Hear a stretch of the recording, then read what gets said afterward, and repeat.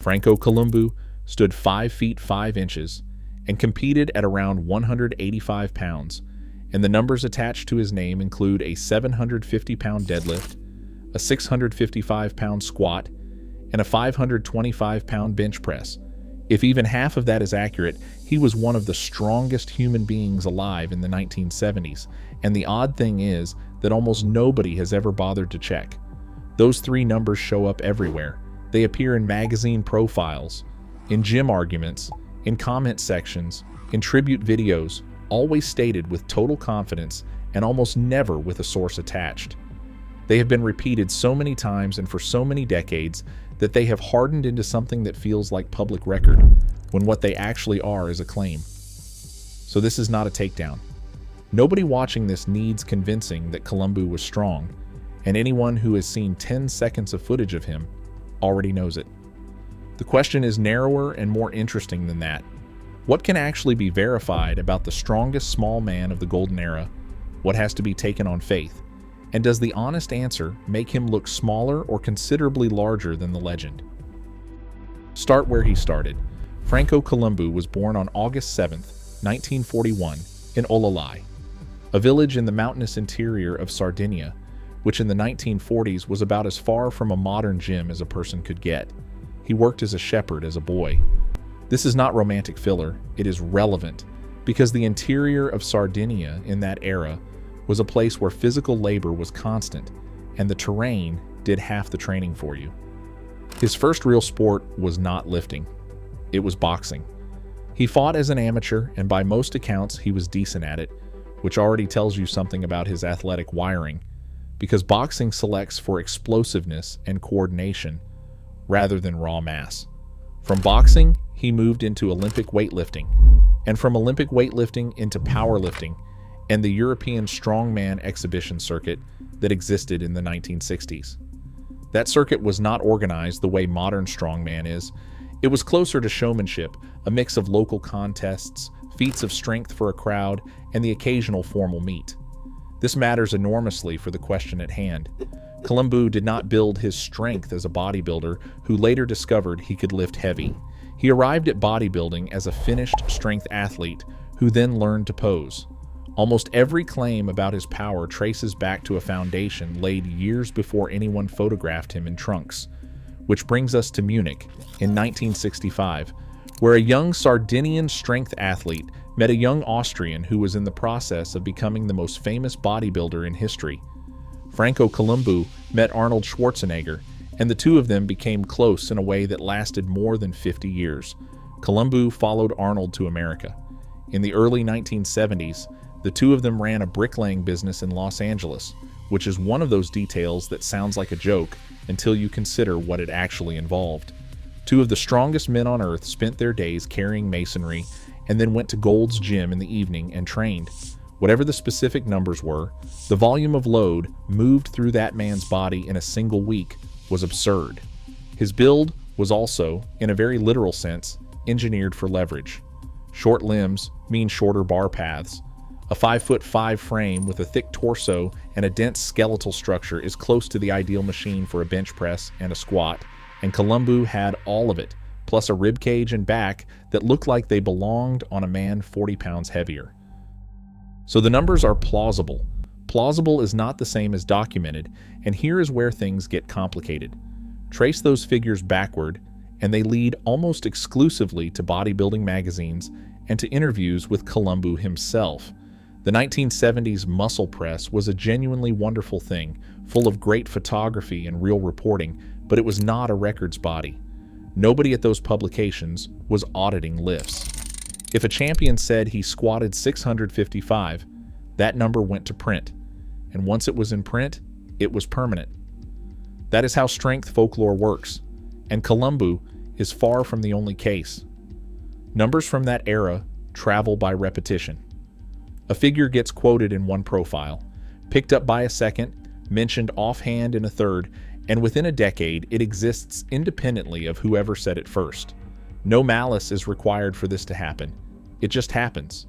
What is missing, as far as I can find, is the boring paperwork that would settle it. A sanctioned meet result, a federation record, a judged lift, with a bar weighed and a witness list. For a man whose strength was central to his entire public identity, the documentary trail is thinner than you would expect, and anyone claiming otherwise is usually pointing at the same magazine articles.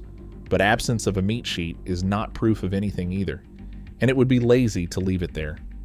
Powerlifting in the late 1960s and early 1970s was young and fragmented. Federations were still sorting themselves out. Plenty of extremely strong men in that period simply never competed in a formally sanctioned setting because the setting barely existed yet, and Columbu was busy building a bodybuilding career while also, for a while, laying bricks for a living. The idea that he would drive out to a small meet to have a number certified for posterity does not fit the era. There is, however, one piece of evidence that everybody has seen, and it is possibly the strangest thing ever committed to film in this sport. In Pumping Iron, Franco Columbu takes a rubber hot water bottle, puts it to his mouth, and inflates it with his lungs until it swells past any reasonable size and detonates. Take a second with that, not a balloon. A thick rubber medical bottle designed specifically to hold hot liquid without failing, destroyed by a man breathing into it.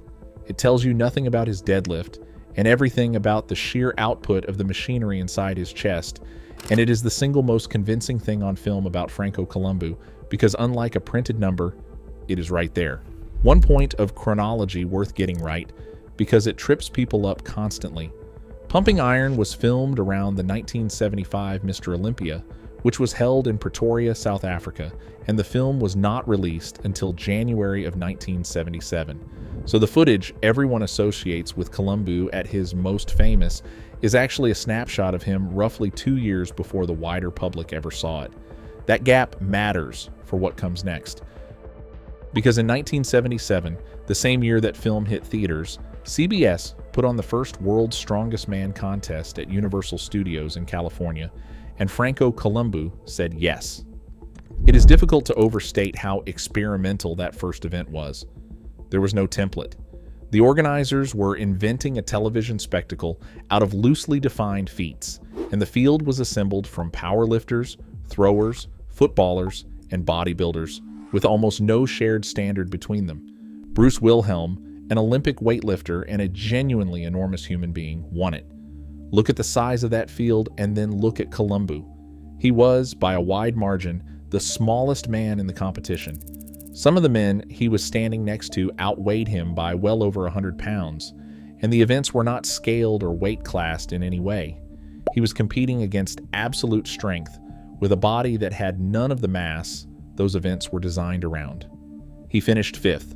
Given the physics involved, that is a remarkable result, and it is arguably a better argument for his strength than any of the disputed barbell numbers, because it happened on camera against known opponents. And then came the refrigerator. The event was a refrigerator carry, essentially a race with an appliance strapped to the competitor's back, and somewhere in the middle of it, Franco Columbu's leg gave out. Accounts vary in their details, but the footage is unambiguous about the result. The leg buckled underneath him and folded in a direction legs are not supposed to fold, and he went down, carrying the full load. The injury was severe. He suffered serious damage to the leg, and the medical opinion he received afterward was that he might never train heavy again. For a man whose entire identity, career, and livelihood ran through his ability to move weight, that is not a setback. That is a career obituary delivered at the age of 36. Here's the part that I find genuinely remarkable, and it is a detail that tends to get skipped in the retellings. By this point, Franco Columbu had earned a chiropractic degree in Los Angeles and was building a practice that he would go on to run for decades. Think about what that means in the context of that injury. This was not an athlete passively receiving a diagnosis he could not evaluate. This was a man with clinical training in the musculoskeletal system, looking at his own ruined leg, understanding precisely what had happened to it, and being told by colleagues that the prognosis was bad. He could read the evidence himself. He decided it was wrong. There was also a legal aftermath. Columbu pursued action against CBS over the injury, arguing the event had been unsafe, and the case was reportedly settled. The specific figures that circulate for that settlement vary depending on where you look, and I would not state any of them as fact, because the reliable sourcing simply is not there. What is not in dispute is that he was badly hurt at a televised event and that a legal dispute followed. The rehabilitation took years. That is the unglamorous middle of this story, and there is no dramatic footage of it. Just a man in his late 30s methodically rebuilding a leg that had been folded in half on national television. Now, he already had a Mr. Olympia title before any of this happened. Columbu won the Mr. Olympia in 1976 in the lighter weight division of a contest that at the time split competitors by size, beating a field that took him seriously precisely because of what he could do under a bar. And in 1981, 4 years after the refrigerator, Franco Columbu came back and won the Mr. Olympia again. That 1981 win remains one of the most argued about results in the history of the sport, and it would be dishonest to present it as a clean fairy tale ending. A number of competitors and observers felt the judging favored him, and several placings from that contest are still disputed by people who were in the building. The controversy is real, and it belongs in any honest account, but strip the judging argument out entirely, and something undeniable remains.